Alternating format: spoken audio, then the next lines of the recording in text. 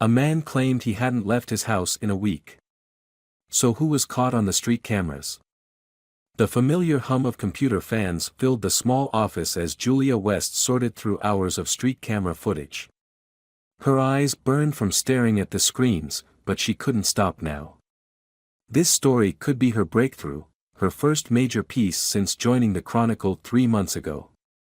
The newsroom had emptied hours ago, leaving her alone with the soft glow of monitors and the occasional distant sound of late-night traffic. She'd been combing through footage for what felt like days, searching for any evidence to support the string of unusual occurrences in the Oakwood district. The timestamp read 2:47 a.m., February 5, when something caught her eye. A figure appeared at the edge of the frame, moving with an odd, deliberate grace along Morton Street. Julia leaned closer, squinting at the grainy footage. The street lights cast long shadows, but there was no mistaking the distinctive gray wool coat and the measured stride.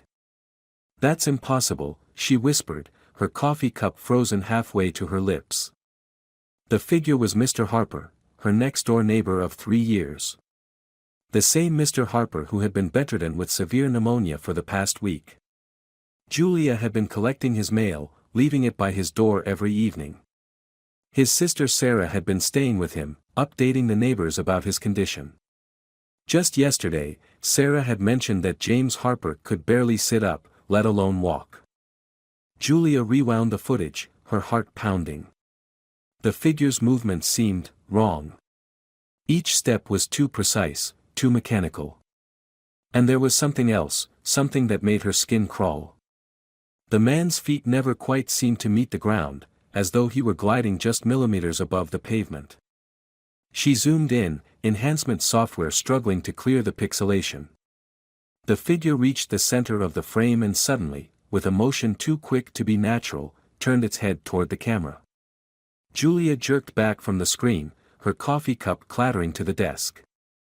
The face was Harper's, but the eyes. The eyes were empty voids, black holes that seemed to stare directly into her soul through the digital footage. Julia's hands trembled as she saved the file, her mind racing. She needed to verify this, to prove to herself that she wasn't seeing things after too many hours of staring at screens. Her watch showed 3:15 a.m., an unreasonable hour to visit anyone, but this couldn't wait. 20 minutes later, she stood before Harper's Victorian townhouse, its dark windows looming above her like judging eyes. The porch light flickered as she approached, casting dancing shadows across the weathered door. Her knuckles had barely touched the wood when she heard shuffling inside.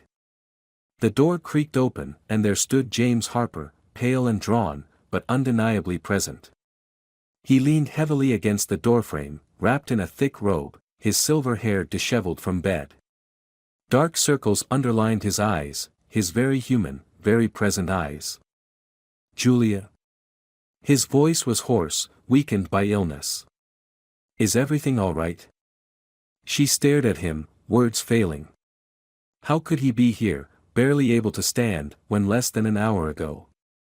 "I'm sorry, I shouldn't have," Julia began, but a sudden movement behind Harper caught her attention. A shadow seemed to shift in the darkness of the foyer, something tall and angular that didn't quite match the shapes of the furniture she knew should be there. "Julia?" Sarah Harper appeared beside her brother, concern etched on her face. "What's wrong?" "It's the middle of the night." Julia's journalistic instincts kicked in, pushing aside her fear. "I was working late at the office, reviewing some security footage from the neighborhood." She watched their faces carefully. "Mr. Harper, have you been outside at all this week?" He shook his head, triggering a bout of wet coughing. Sarah steadied him with a practiced hand. "James hasn't left his bed except to use the bathroom," she said firmly. "Doctor's orders." "Why?" Julia pulled out her phone, fingers hovering over the video file she'd transferred. Should she show them? What if the figure appeared different now, or worse, what if it wasn't there at all?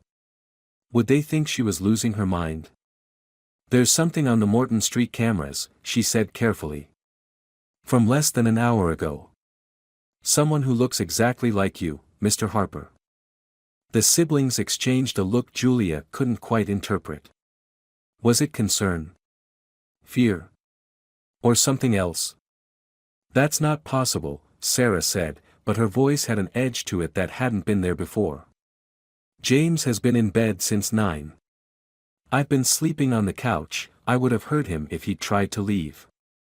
Harper's face had grown even paler. Morton Street, he whispered. Are you sure? Positive.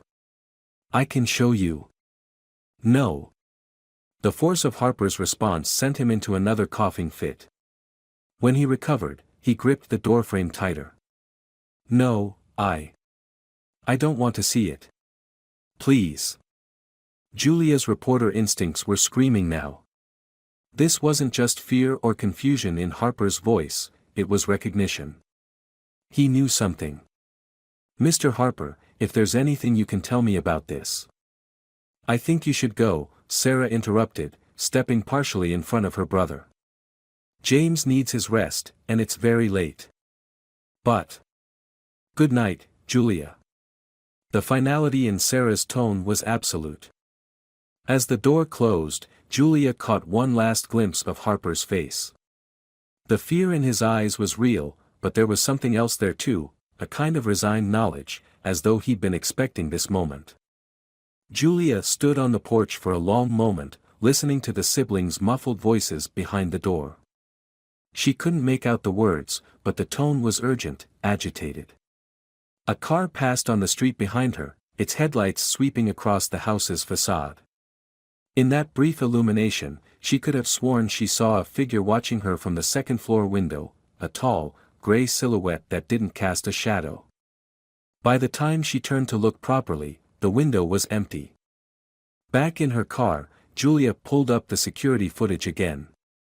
The timestamp showed 2:47 a.m. clear as day, but something else caught her attention this time. In the bottom corner of the frame, partially obscured by the video watermark, there was a second figure. It stood perfectly still in the darkness between two streetlights, watching as the Harper-like figure passed by. Julia zoomed in, fighting the digital distortion. The quality was too poor to make out details, but something about the second figure's posture seemed familiar. She'd seen someone stand that way recently, that same slight tilt to the head, that same rigid stillness. Sarah Harper. But that was impossible. Sarah had been in the house all night, hadn't she? Just like her brother had supposedly been in bed when his doppelganger walked down Morton Street. Julia started her car, mind racing. There was something bigger here than a simple case of mistaken identity or illness-induced wandering. The Harpers knew something, something they were afraid of, something they didn't want her to discover. As she pulled away from the curb, she didn't notice the two figures standing in the shadows between the houses, watching her car disappear into the night. Both wore gray coats. Neither cast shadows under the streetlights. The Chronicle's archives were housed in the basement, a maze of filing cabinets and shelves that smelled of old paper and dust. Julia had never been grateful for the building's 24/7 access policy until now. Her footsteps echoed off the concrete walls as she made her way through the dimly lit space, following the numbered signs until she reached the local history section.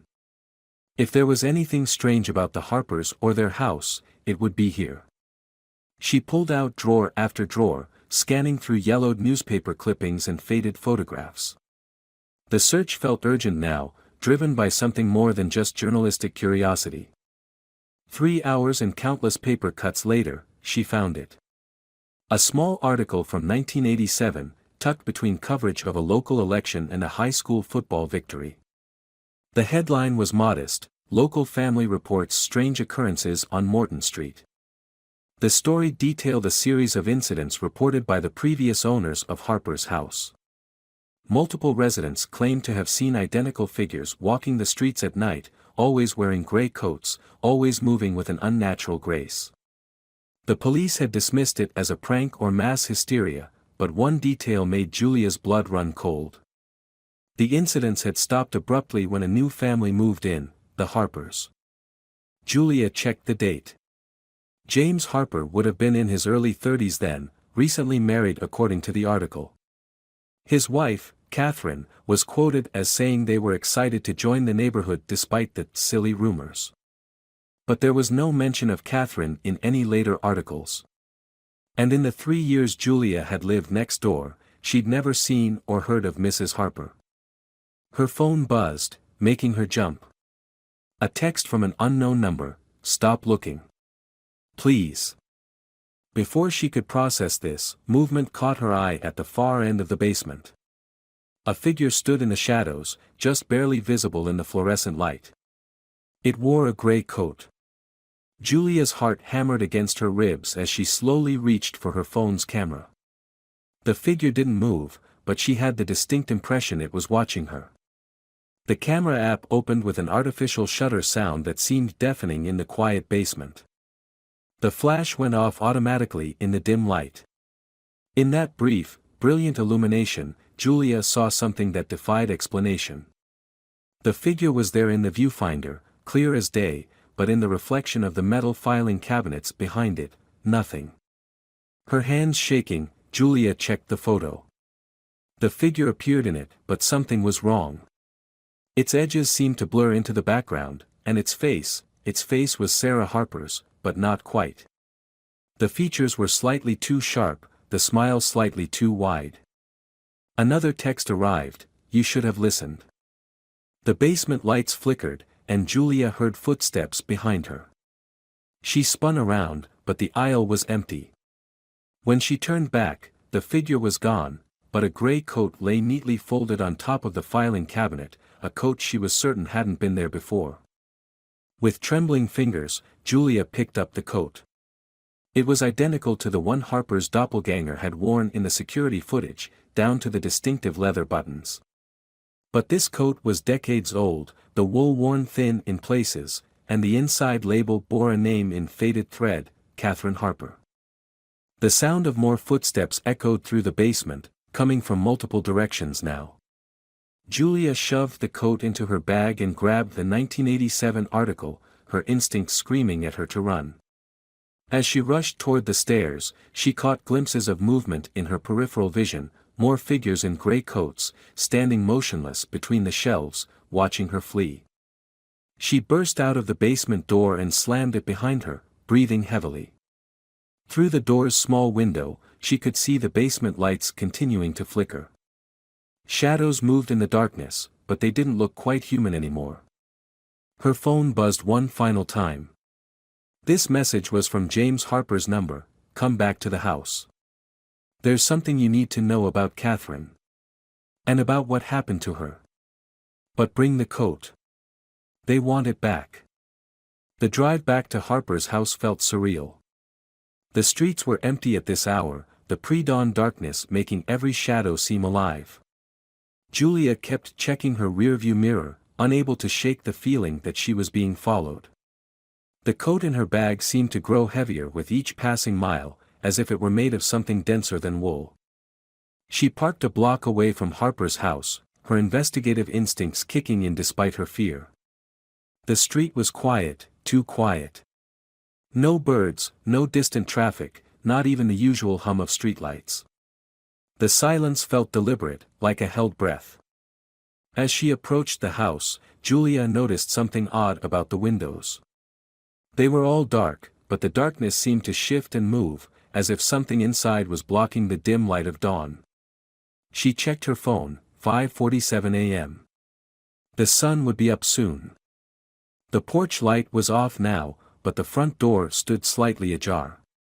Julia hesitated, every horror movie she'd ever seen screaming at her to run. But the journalist in her, the part that had always needed to know the truth, propelled her forward. "Mr. Harper," she called softly, pushing the door open. "Sarah." The foyer was empty, but there was light coming from the living room, a strange, bluish glow that didn't match any normal lamp or screen.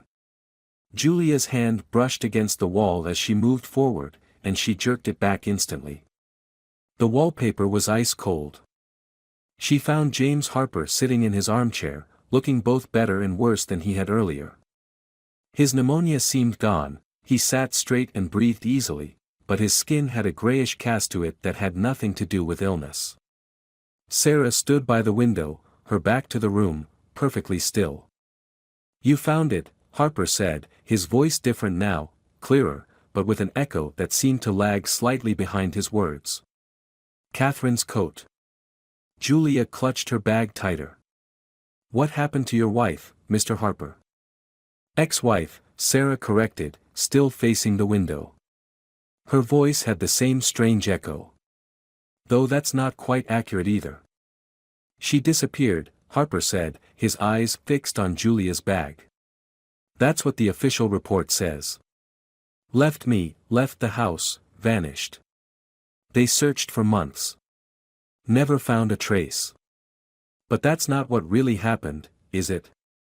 Harper smiled, but the expression didn't reach his eyes. "Show her, Sarah." Sarah turned, and Julia stumbled back. Sarah's face was shifting, like a television with poor reception, flickering between her normal appearance and something else, something with Catherine Harper's features, but wrong, distorted. "They came for Catherine first," Sarah said, her voice alternating between her own and another, older one. "They offered her a gift. A way to be more than human. She accepted." "They?" Julia's voice shook. "The ones who walk between," Harper explained. "The gray ones. They've been here longer than us, watching, waiting. They offer the coat to those they choose. And once you put it on." He gestured at Sarah, whose form was becoming less and less human with each passing second. "Catherine took the offer," Sarah continued, her face now completely transformed into the too sharp, too wide version Julia had seen in the basement. "But she didn't understand the price. None of us did. The coat doesn't just change you, it replaces you. Bit by bit, piece by piece, until there's nothing left of who you were." "Sarah tried to save her," Harper said softly. "Tried to take her place. But they don't let you choose. They choose you." Julia's mind raced, connecting the pieces. "The figure I saw on the camera, that wasn't you, was it?" "It was. Catherine. What's left of her? She comes back sometimes, watching, waiting. They all do. And now." Harper's face began to shift like Sarah's had, features blurring and reforming into something inhuman. "Now they've chosen again." Julia's hand went to her bag, to the coat inside. "Me? But why?" "They choose those who seek truth," Sarah said, her form now completely transformed. Where she had stood was a figure both familiar and alien, Catherine's features stretched and distorted like a reflection in warped glass. "Those who look too deeply, who ask too many questions. Just like Catherine did. Just like I did." "I don't understand," Julia said, backing toward the door. "If you knew about this, why didn't you leave? Why stay in this house?" Harper laughed, a hollow sound that seemed to come from everywhere and nowhere. "Leave? We can't leave. The coats anchor us here. To this street, to this house. Catherine tried to run once. Made it as far as the city limits before." He shuddered. "Well, let's just say distance has consequences." Movement caught Julia's eye. Through the windows, she could see more figures gathering on the street, dozens of them, all in gray coats, all with that same unnatural stillness. Their faces were a blur of features, as if multiple people were trying to exist in the same space. "You have her coat," Sarah Catherine said, taking a step forward. "It's been waiting for a new owner. Waiting for someone like you." Julia's back hit the wall. The coat in her bag seemed to pulse, like a living thing trying to break free. "I don't want it. Keep it. Keep all of this." "It doesn't work that way," Harper said, rising from his chair with an unsettling grace.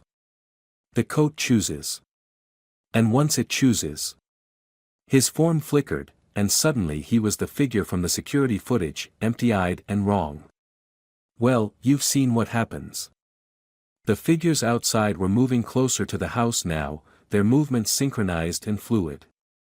Julia could hear a sound building, like whispers in 1,000 voices, all speaking different words in perfect unison. "You should put it on," Sarah Catherine suggested, her too wide smile stretching impossibly further. "It hurts less if you accept it willingly." Julia's journalist mind was still working, even through her terror. The pneumonia, it wasn't real, was it? It was just an excuse to stay inside while you changed. Clever girl, Harper's distorted form approved. Always asking the right questions. That's why they chose you. Why they led you to the footage, to the basement, to us. "No," Julia said firmly, though her voice shook. "I found those things because I was investigating." "Did you?" Sarah Catherine interrupted. "Did you really just happen to be reviewing footage from exactly the right time? Just happen to find that exact article in the archives?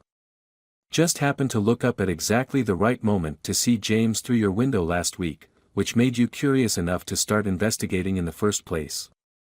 Julia's blood ran cold as the memories resurfaced. The strange shadow she'd seen in Harper's window 7 days ago, the odd compulsion to check the street cameras, the feeling that had drawn her to that specific filing cabinet in the basement. "You've been being prepared," Harper explained, his form shifting between human and other with increasing speed. "Guided. Shaped. Just like Catherine was. Just like Sarah was." The coat in Julia's bag moved again, more insistently this time. She could feel it trying to work its way out, trying to reach her. The whispers from outside were getting louder, and now she could almost make out words, promises, secrets, truths beyond human understanding. "The next edition of the Chronicle needs a lead story," Sarah Catherine said softly. "Imagine the headline you could write. Imagine the truths you could reveal." Julia's hand moved toward her bag involuntarily. The coat's wool felt electric under her fingers, sending tingles of something not quite pain up her arm. She could feel it calling to her, offering answers to questions she hadn't even thought to ask yet. The figures outside had reached the porch. Their whispers were clear now, a chorus of promises and possibilities. Knowledge beyond human comprehension, truths that would make the greatest story ever written. All she had to do was put on the coat. Julia's fingers closed around the wool. It felt warm now, alive, practically humming with potential. One part of her mind screamed to run, but another part, the part that had always needed to know, to understand, to reveal, urged her forward. "That's it," Harper encouraged, his voice a symphony of others. "Accept the gift. Join us. There are so many stories waiting to be told." The first rays of dawn were creeping over the horizon, casting long shadows through the windows. But the shadows were wrong, they stretched toward the light instead of away from it, reaching like hungry fingers. Julia pulled the coat from her bag, its gray wool shimmering with an inner light that had nothing to do with the dawn. It felt right in her hands, like a missing piece finally returned. She could almost see the stories woven into its fabric, countless truths waiting to be uncovered, mysteries begging to be solved. She slipped one arm into a sleeve.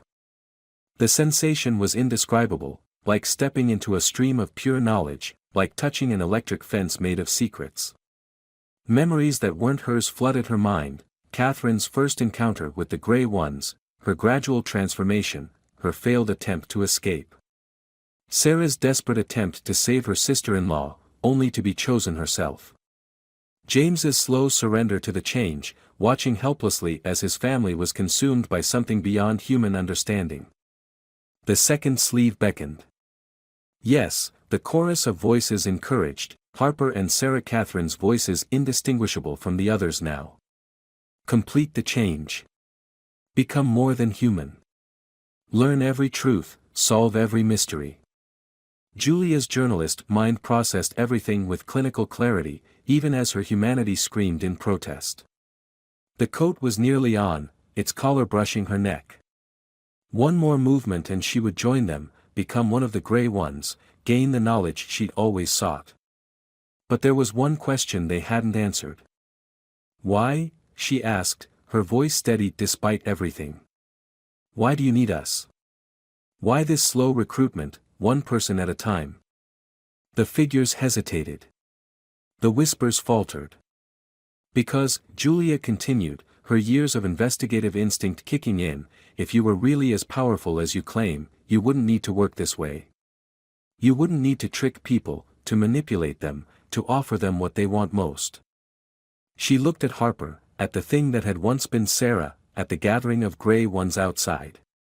In the growing light of dawn, she could see something in their shifting features, something she recognized from countless interviews with people hiding the truth. Fear. "You're not recruiting," she whispered, the realization hitting her like a physical blow. "You're surviving. You need us. Need our forms, our memories, our humanity."